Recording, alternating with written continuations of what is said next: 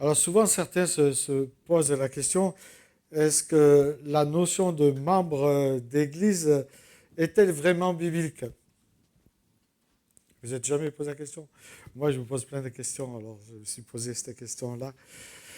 Et où se trouve l'idée de membre d'une église locale dans la Bible? Alors là, je mets certains mal à l'aise, hein, mais c'est des questions. Et est-ce qu'il y a des versets clés qui nous montrent qu'on doit faire partie d'une église locale? Et voilà, j'ai vu tout le monde, un grand silence.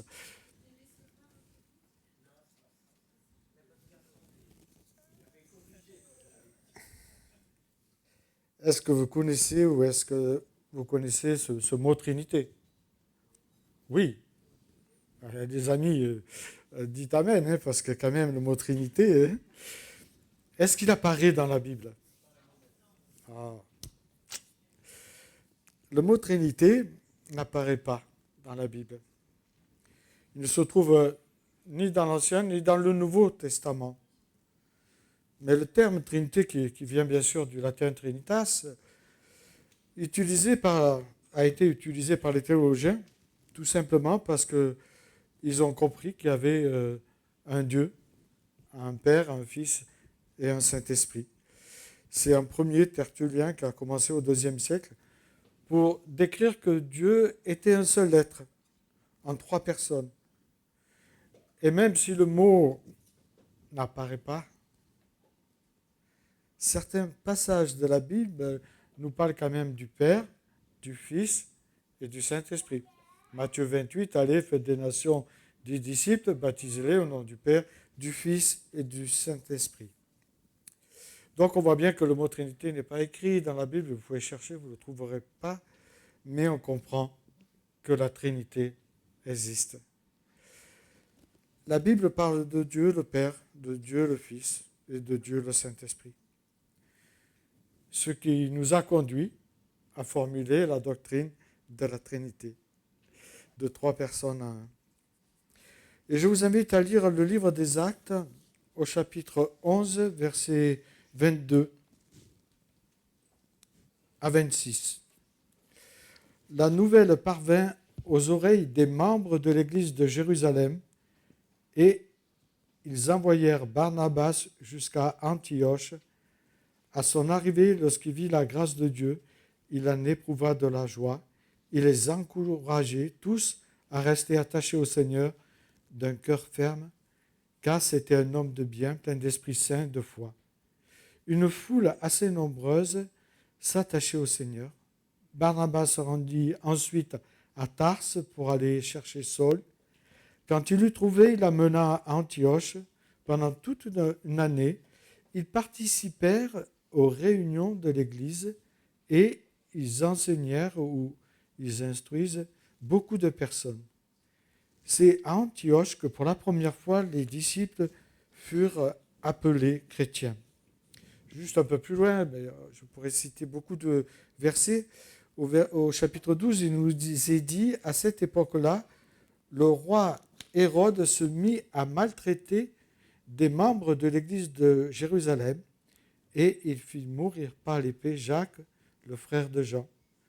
Quand il vit que cela plaisait aux Juifs, il fit encore arrêter Pierre. C'était pendant la fête des pains sans levain. Après l'avoir fait arrêter et jeter en prison, il le mit sous la garde de 4 escouades de 4 soldats chacune. Il avait l'intention de le faire comparaître devant le peuple après la Pâque. Pierre était donc gardé dans la prison et l'Église s'adressait d'ardentes prières, a adressé d'ardentes prières à Dieu pour lui, ou était dans la ferveur et priait pour lui. Alors, un dernier verset, peut-être dans le chapitre 14, verset 27, où il est dit, après leur arrivée, Paul et Barnabas réunirent l'Église et racontèrent tout ce que Dieu avait fait avec eux et comment il avait ouvert la porte de la foi aux non-juifs. Ils restèrent assez longtemps avec ses disciples. Et puis je pourrais citer d'autres passages où il est question de membres d'une église. On sait que le mot église, c'est assemblée, qui est tiré du grec, et donc qui veut dire réunion d'hommes et de femmes. Mais voilà. Et donc moi je me suis posé la question, qu'est-ce qui pourrait nous empêcher d'être membre d'une église locale? Et c'est là que Sophie va intervenir, elle va projeter quelque chose d'extraordinaire. Vas-y Sophie, c'est parti, vous voyez. Alors, ma première question, une des raisons qui pourrait m'empêcher d'être membre, je préfère rester libre. Et certaines personnes aiment participer au culte, et c'est bien, mais ne veulent pas d'engagement officiel, même s'ils ont un engagement officieux, ou prendre des responsabilités de l'Église. Et je peux l'entendre et le comprendre. La deuxième, c'est je ne suis pas d'accord avec tout. Ah, mais ça, heureusement. Mais je peux apprécier la communauté, mais ne pas partager toutes les croyances ou les règles de l'Église, parce qu'il y a quand même des règles dans la communauté, il y a aussi des règles disciplinaires. Et on sait que l'Église n'est pas parfaite. La troisième, et cela on peut bien le comprendre, mes expériences passées sont trop douloureuses, et on l'a entendu. Quand on a eu une mauvaise expérience avec une Église, on préfère rester participant. Et ça, je peux l'entendre. En tout cas, c'est des questions que je me suis posées. Je me suis mis à la place de quelqu'un qui ne veut pas devenir membre. Alors, il y en a plein d'autres, hein, mais moi, je me suis posé celle-ci. Et celle-ci encore, ce ne sont des questions administratives.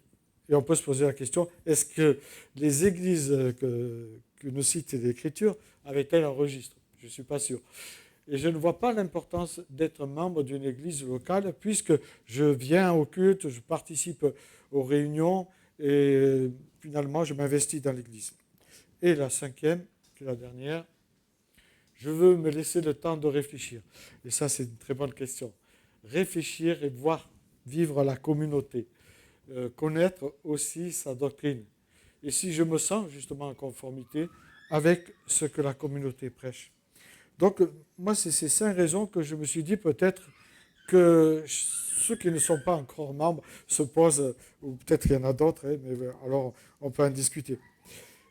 Mais attention, moi, je voudrais dire que je ne suis pas là pour vous mettre la pression si vous n'êtes pas membre de la communauté, pour vous imposer quoi que ce soit. Ce n'est pas mon idée.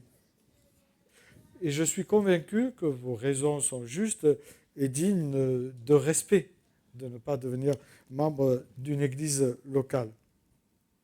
Mais je veux simplement qu'ensemble, on analyse l'Écriture et qu'on réfléchisse à ce qu'elle nous enseigne sur l'église locale. Tout d'abord, on voit le peuple d'Israël quand il sort de cet esclavage d'Égypte, il y a ce tabernacle, et ils vont se retrouver dans le tabernacle. Il y a toujours un lieu, même si ce lieu se déplaçait. Et puis ensuite, on voit que ce lieu a été transformé justement en temple. Les chrétiens, enfin les croyants, se retrouvaient au temple. Et puis ensuite, quand il y a eu justement le Saint-Esprit qui est venu, et il y a eu cette effusion de l'Esprit, et là, l'Église s'est retrouvée dans les synagogues. Vous relirez le livre des Actes. Certains me disent dans les maisons. Non, c'est pas vrai. C'est dans les synagogues en premier, et même au temple en premier, ensuite dans les synagogues. Mais bien sûr, ça crée un peu de tension, on peut comprendre.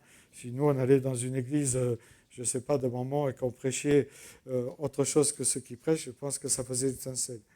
Mais ces églises, ensuite, ont été des églises de maison, mais c'était des très grandes églises. Nous, on a l'impression d'une petite maison, petit groupe. Non, pas du tout. C'était des maisons où on pouvait accueillir des familles entières, parce que souvent, on était exclu de sa famille quand on devenait chrétien. Et puis, il y a eu l'église proprement dit en bâtiment.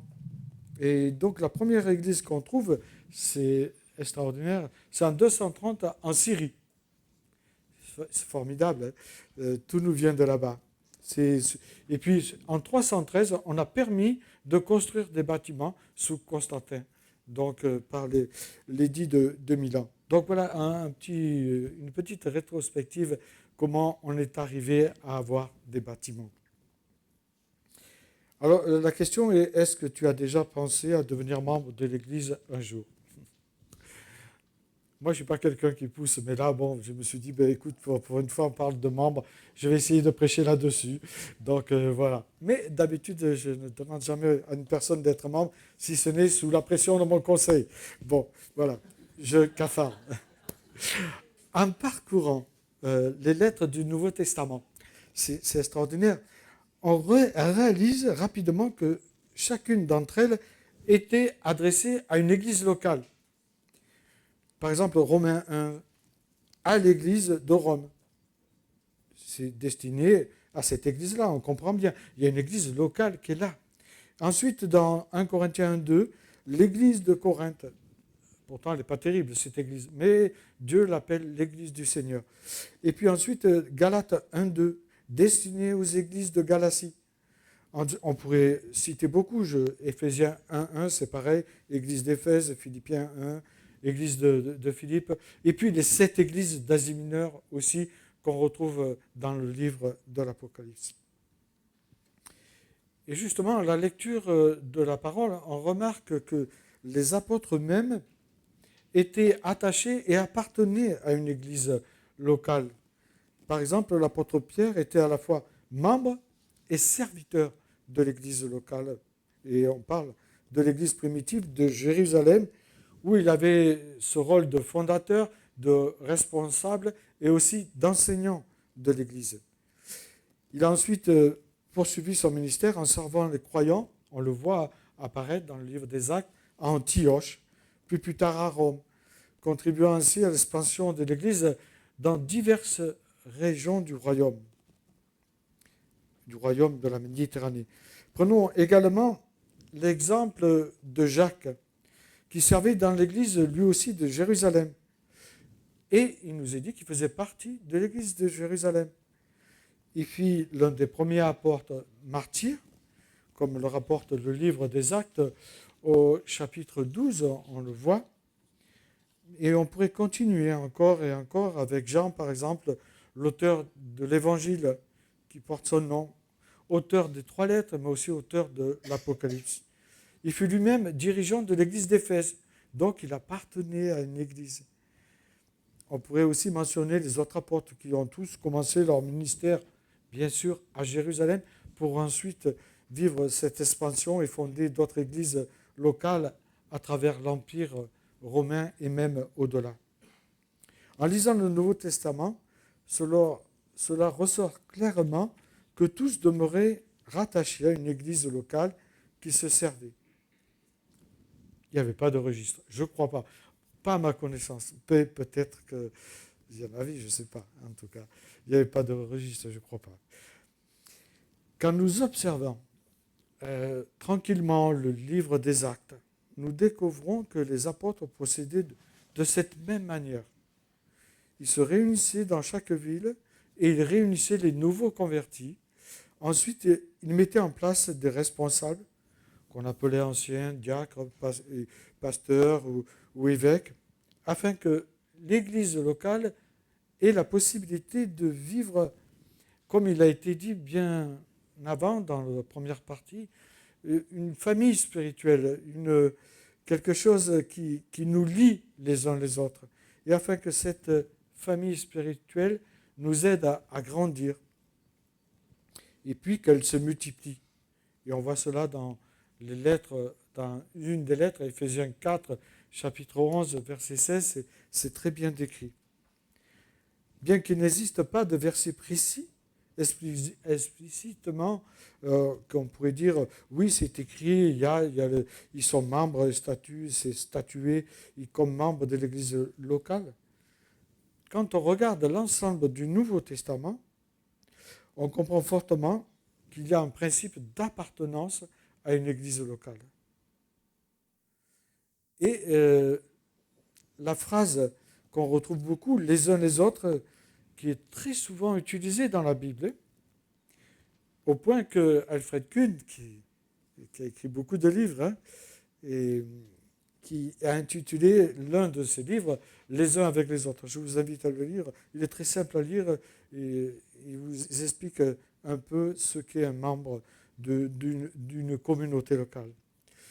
En tout cas, il l'a examiné, il y avait une trentaine de verbes utilisés dans la Bible où il est question des expressions les uns avec les autres. Vous savez, quand il y a une répétition dans la Bible, c'est que c'est important. Quand Jésus dit en vérité, ça veut dire attention, c'est très important. Et s'il rajoute vérité, c'est encore très important. Et là, quand on l'a 35 fois, donc on peut se dire c'est vraiment important. Parce que l'Église locale, je le crois, elle est là pour apporter une éthique et aussi une certaine façon de vivre, une certaine façon de morale que Dieu nous enseigne dans l'Écriture. Et l'appartenance à cette Église est, je crois, important. Grâce à mon appartenance, je peux participer aux décisions concernant la vie de celle-ci. Je peux contribuer à définir les responsabilités, que ce soit du pasteur, des anciens, du conseil, lors d'une assemblée générale. Je peux aussi donner les directives de cette communauté. Cela me donne aussi l'opportunité de m'impliquer dans la vie de l'Église, même si déjà je m'implique, de soutenir sa vision et de contribuer au bon fonctionnement. Je crois aussi que l'Église universelle, parce que quand nous nous convertissons, nous faisons partie de l'Église universelle. Alors certains disent qu'il faut être baptisé pour prendre la Sainte Seine. C'est des grandes discussions qu'on a avec les collègues. Et moi, j'aime bien revenir à l'Écriture parce que l'Écriture ne nous parle pas de baptême pour prendre la Sainte Seine, mais c'est vrai que ça paraît logique, là aussi. L'Église universelle, je crois qu'elle est présente dans l'Église locale et qu'elle a un rôle à jouer dans notre société. Nous avons un rôle à jouer. Les gens nous regardent vivre, nous écoutent et voient et regardent notre comportement, comment il est. Et donc, ils peuvent comprendre, au-delà de pouvoir lire l'Écriture, parce que tout le monde ne lit pas la Bible, quand ils regardent notre témoignage, eh bien, ils ont un certain enseignement. Alors, des fois, il est un peu entaché. Mais Dieu nous appelle justement à ce que cet enseignement soit un enseignement qui aspire à la pureté. Et cette pureté, on peut y aspirer qu'à partir du moment où le Saint-Esprit nous remplit de sa présence. Alors, si vous me demandez si c'est écrit dans la Bible qu'on doit devenir membre, je vous répondrai que ce n'est pas écrit. Ça rassure certains. Mais ne restez pas comme ça quand même. Hein. Mais ce n'est pas parce que ce n'est pas écrit qu'il ne faut pas devenir membre. Il y a beaucoup de choses qui ne sont pas mentionnées dans la Bible et que nous pratiquons dans nos églises locales. L'heure du culte. Ah, est-ce que c'est écrit dans la Bible? Et pourtant on vient. Hein. Ici c'est 10h15. Dans certaines régions comme Paris, je dis région, hein, c'est la capitale, c'est pas Paris. Donc ça peut être le samedi, le vendredi, le culte. Donc voilà, on se donne des jours, des heures qui ne sont pas forcément écrites dans la Bible. Sur la manière d'organiser le culte, même si elle est quand même assez détaillée, elle n'est pas détaillée mot par mot. Combien on doit parler, qu'est-ce qu'on doit dire. Si on sait qu'il y a la Sainte Seine qui est au centre, la prédication et la louange. Souvent, on mélange. Mais pourtant, c'est comme ça dans l'Écriture. Vous pouvez le retrouver si vous lisez, vous comprendrez. Et donc, c'est intéressant. Mais ce n'est pas très mot par mot écrit ce qu'on doit faire, ce qu'on doit dire, ce qu'on ne doit pas dire. Il y a certaines choses. Il y a l'ordre qui nous est ramené et rapporté par l'apôtre Paul dans Corinthiens au chapitre 14. Voilà, en tout cas, l'Église, elle est là, l'Église locale, pour qu'on puisse vivre la communion et qu'on puisse justement dire à nos contemporains que nous appartenons à une Église locale. On n'a pas à avoir honte. Donc, je le répète, je ne suis pas là pour vous convaincre, cela ressort du Saint-Esprit qui seul peut illuminer le cœur de chacun. Ce n'est pas de moi, c'est de Paul. Hein. C'est Éphésiens chapitre 1, verset 18. Donc, s'il dit ça, c'est que c'est vrai. Il faut que ce soit vraiment une conviction qu'on ait. Et après, il y a des discussions. Hein. Avant de devenir membre, on discute quand même pour connaître le parcours spirituel de chacun et pour aider peut-être s'il y a besoin d'aide dans le parcours de l'un ou de l'autre. Mais je crois sincèrement que devenir membre d'une église est effectivement une étape de notre vie chrétienne. Même si elle est parfois négligée pour diverses raisons qu'on peut trouver justes ou pas justes, ça vous regarde avec Dieu si vous n'êtes pas encore membre ou même si vous êtes membre. Mais dans la foi chrétienne, l'église n'est pas seulement un lieu où on se rend le dimanche, elle est une communauté spirituelle, un corps de croyants qui veut et qui aspire à grandir dans la foi, dans la sanctification, dans l'amour, dans le service les uns envers les autres. Alors je vous pose une dernière question, parce que je vois que le temps passe.